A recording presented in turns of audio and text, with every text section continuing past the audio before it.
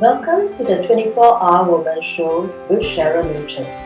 Hello there, my name is Cheryl Liew-Chng, the creator of the 24-Hour Woman. Welcome to another episode, and I am very excited today because I'm going to be introducing to you somebody that is going to solve majority of your problems. How many of us are running around busy and we're hardly getting anything done, but we're just busy? Well, meet Miss Olivia Chiong, the one that's going to be giving you solutions to some of this business that you have. Olivia, thank you for joining me, and I am very excited to have you on the show today. Thank you, Cheryl, for inviting me on the show. I'm very excited to be here as well. Yeah, well, I want to take this chance to just highlight to you the Unbusy Entrepreneur, which is a book that Olivia has just published. You need to grab a copy of it. It basically says how to unlock your time and make more money. And I would like to add, having read the book and put some of this to use, not just make more money, more time for yourself and more time for that which matters most to you. And I think for many of us, it's about families and friends. So I'm going to just jump right in, knowing that you hold many roles and you're involved in many different projects. How do you manage your own work life so that you are unbusy? I think the most important thing for me is priorities. So I spend a lot of time trying to decide what are the priorities in my life. And I know from a couple of years ago, when I first had my daughter, I already knew that I wanted to spend less time working and more time with my family. So I made a conscious effort to really structure the way that everything in my life goes to make sure that I'm spending as much time at home as possible with her in the beginning, because I felt that the first couple of years are very important. And other than that, I also use a lot of technology and outsourcing to make sure that I'm not the one who's up in the middle of the night doing laundry, and I'm not the one who's consistently spending time on administrative work and stuff like that. So that has helped a lot. In fact, we didn't have a helper before. We only had a part-time helper who came once a week to do like the laundry, washing the toilets and stuff like that. But it was after I had my daughter that I realized in order to be able to balance have a real work-life balance, it was important for me to outsource even more of the housework. So we hired a helper, and with the help of the helper, she makes sure that we are eating well, she makes sure that we have a clean environment, she does the laundry, she cooks. So that has actually taken away a lot of the very low value stuff in our life, so that I can really focus on spending time with my children. Yeah. Right, so I hear that being deliberate is one of the main things that we need to focus on, and that we can actually outsource stuff that's both in our personal and professional lives, right? That's right. I read very interestingly in your book about how outsourcing will actually help you to free up time to be able to do the high value work that you do, right? Why is this message so important to you? I know I've written a book, and it's challenging to just put your thoughts together. What made you, challenge yourself to put all your learnings into a book that all of us now are able to reap the benefits from? It has a lot to do with the work that I do now. So part of the work that I do is I work with an organization called the Key Personal Influence, and it's about helping small business owners, entrepreneurs become thought leaders in their industry. So part of the process of working with all these entrepreneurs and small business owners was I realized a lot of them were very busy. And the problem with being busy is you're so focused on the day-to-day operations, you're so entrenched in the general being in the business that you're not actually owning a business, you're actually just being self-employed. And I found that was quite interesting. The more successful some of these people were, the more time they were spending working. So sometimes I ask them, why did you start your own business? And they say, I started a business because I wanted to spend more time with my family, I wanted to make more money so that we didn't have to stress. But ironically, once they got really involved in running their own business, they had less time because they were so focused on trying to get everything done on their own. Because of that, part of the reason why I wrote the book was because I wanted to help these people really understand that when you're an entrepreneur, you don't actually really need to be busy. You can actually outsource a lot of the stuff that they're not necessarily bringing a lot of revenue to your business, or they're not necessarily high value in the business. And really focus on the strategic parts of the business so that you can free up your time and really spend time on the things that you love. Right, and how many of us can actually resonate with that, right? Being busy and doing a lot of things that at the end of the day, you ask yourself, what purpose, what returns have I got for this? If you are working in the professional arena, you are not excluded, because there are many things, many ideas that's in the book and what Olivia is going to be sharing with us that will apply to you too, regardless in whatever arena that you are in. I particularly like within your book the framework of the 4 R's of outsourcing. Could you just share a little bit more about it? Yep. Okay. So one of the things that a lot of people come to me very often to ask is, what can I outsource? And the thing about it is, it's very easy for us to get caught up in the ideas of I have to do everything. So when you look at all the things that are on your to-do list, you kind of like, no, I have to do this on my own. No, I have to do that on my own. So you find it very difficult to let go. What I found was that the things that are quite easy to outsource generally fall into 4 categories. Yep, and I call them my 4 R's of outsourcing. There are things that are, number 1, very reactive. So it's something like, someone calls you up or someone sends you an email and says, we need to make an appointment to meet. Okay, we need to schedule an appointment. So you're consistently going back and forth with this person trying to set up a time. To set up a 1-hour appointment, sometimes it takes up to 15 minutes. Have a call, send an email, compare schedules and stuff like that. If that 15 minutes was actually outsourced to like a personal assistant or virtual assistant, then you're every time one of these inquiries comes in, you're actually saving 15 minutes of your time. The other thing is things that are very repetitive, especially when you're running a business. If you have a website and people can actually go to the website to look for answers. I find that websites that have FAQs are really good, because most people can look for the FAQs and find the answers on their own, so they don't spend time sending you emails and cluttering up your inbox. At the same time, if they do send emails and clutter up your inbox because they don't read what's in the FAQs, your assistant can actually just take whatever's on the FAQs and just plug it into the email to reply to them. So all this repetitive stuff can actually be outsourced as well. The third one I find is research.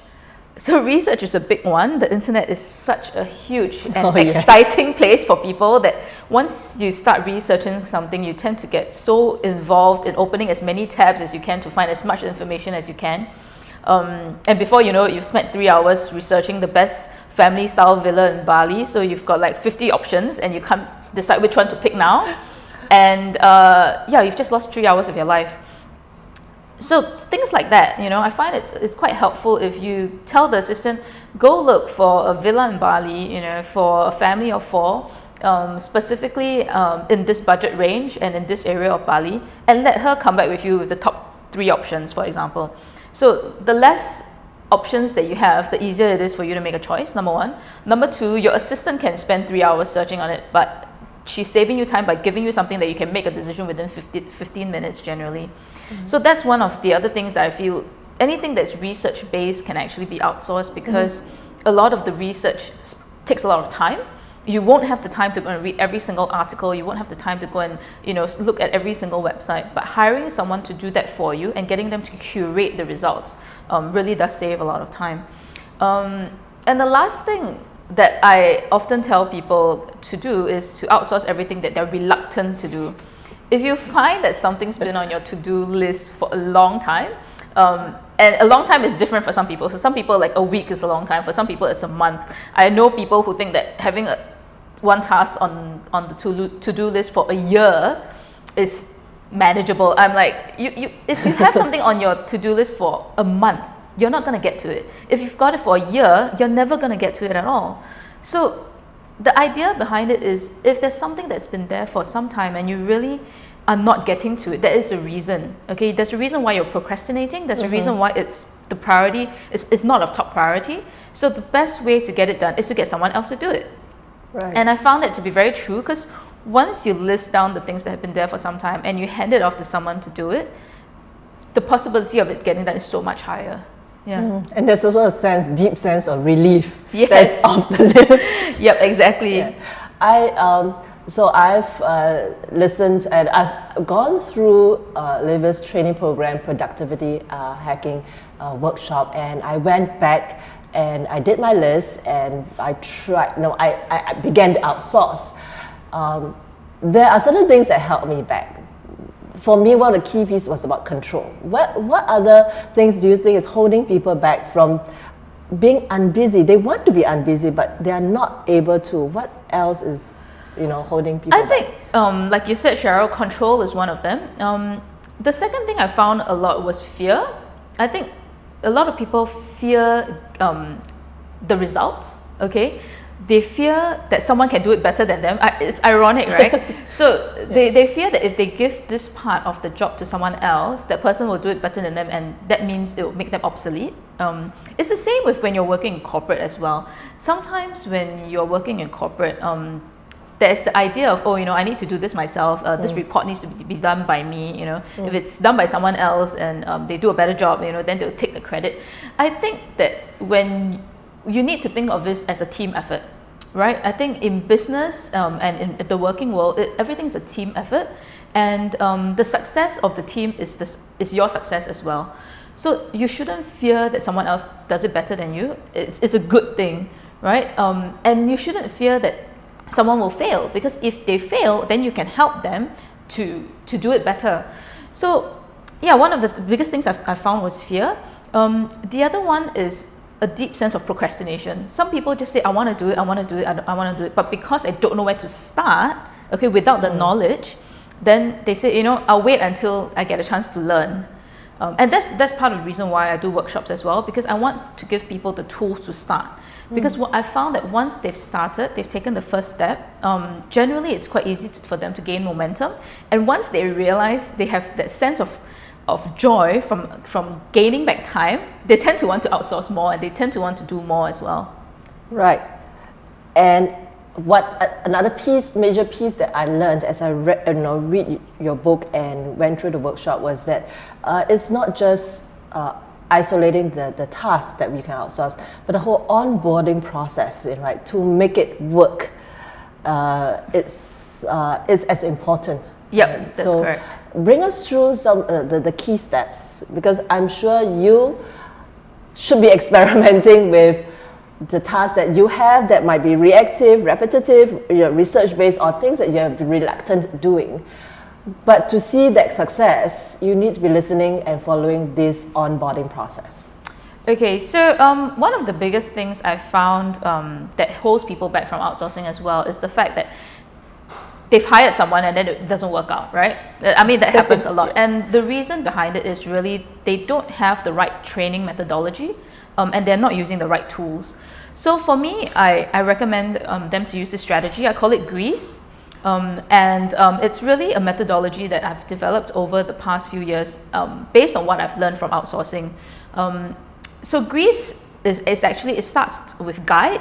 No one can do anything without any guidance, right?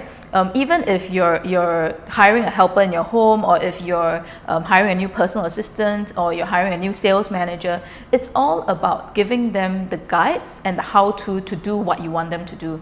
Without the guides, they won't be able to get anywhere, simply because they don't know where to start, right? So if you don't give them the right proper guidance, it's very hard. Generally, when outsourcing, I recommend people to have manuals. It helps if you have manuals established in the company. If you're working with virtual assistants, I recommend doing videos, because when you do videos, you can actually show them the steps one by one. Okay, so that it's easy for them to actually see the actual process. And there may be certain things that you yourself take for granted when you do something, but they may not catch on as quickly. So they can actually go back to the video and re-look at how you do it and learn from the video as well. After that, okay, after you've actually started guiding them, you also need to consistently review.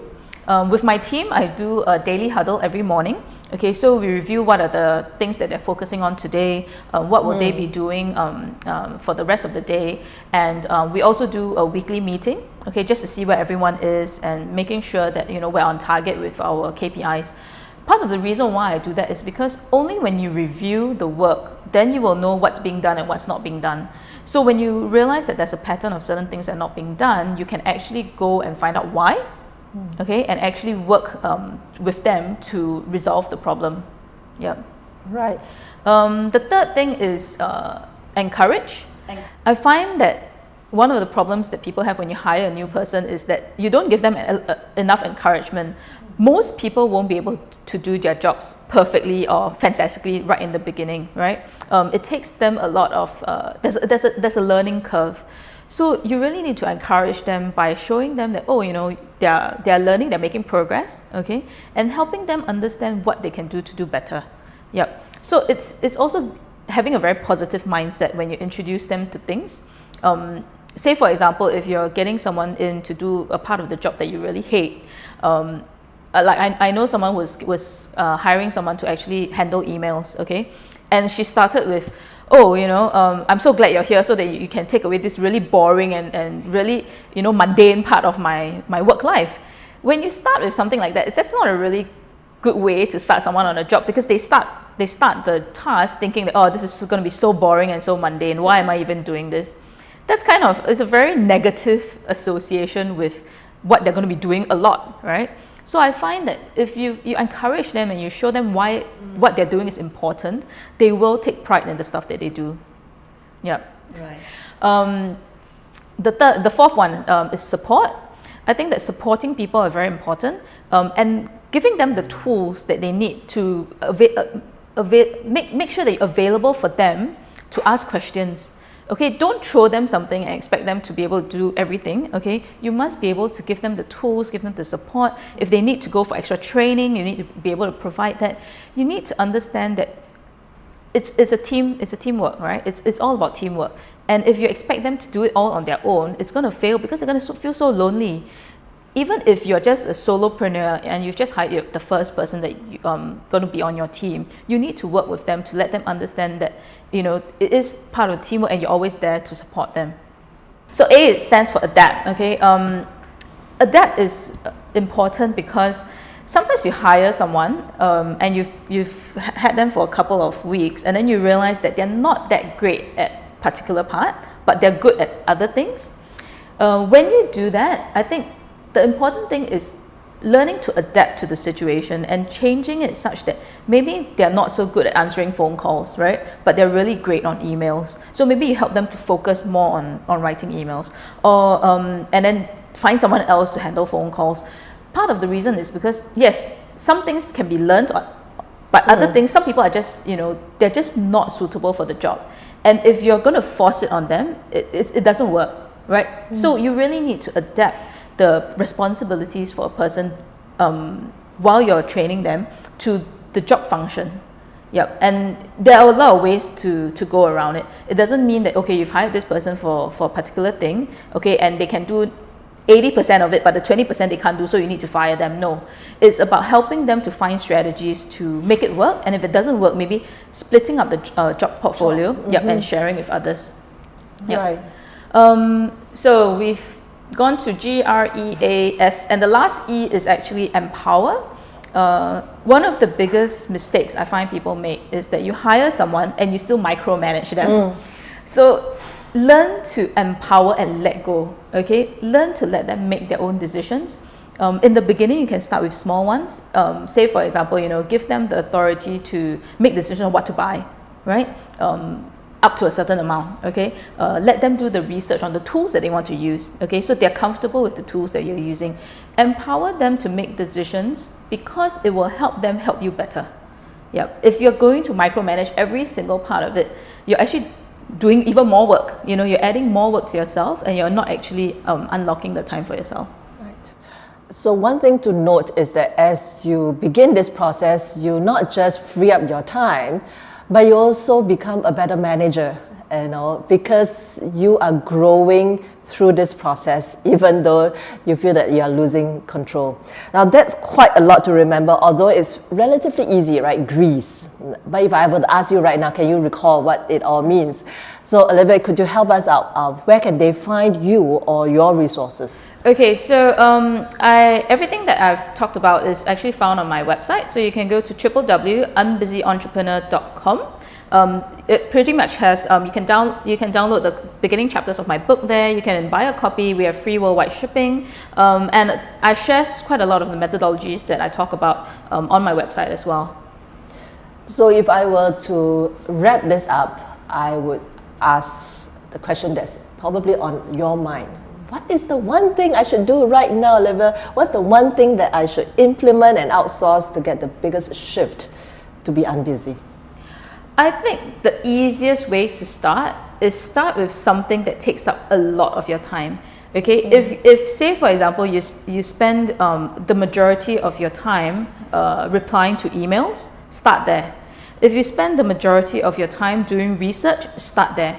Because once you're able to free up a bulk of your time, it will make it a lot easier for you to focus on other things. And it's quite easy. If you take a timetable, okay, and you just mark out every single day what you're spending time on and how much time you're spending on it, you'll realize where the time sinks are. So take just one step to outsource a part of that, and I think that you'll find yourself with more time. Well, that's quite a lot of learning that we have done today. If you enjoyed today's episode, well, subscribe. There's going to be a lot more great training coming your way. Come on over also to our blog so that you can show Olivia and myself your love and concern as we shared this particular training with you. But more so, I believe Olivia and I want to hear from you. What's the one thing that you're going to start outsourcing so that you can become unbusy? My name is Cheryl Liew-Chng, the creator of the 24-Hour Woman. I want to thank Olivia for joining me in today's episode. Until the next one, I want to wish you a life that's most excellent.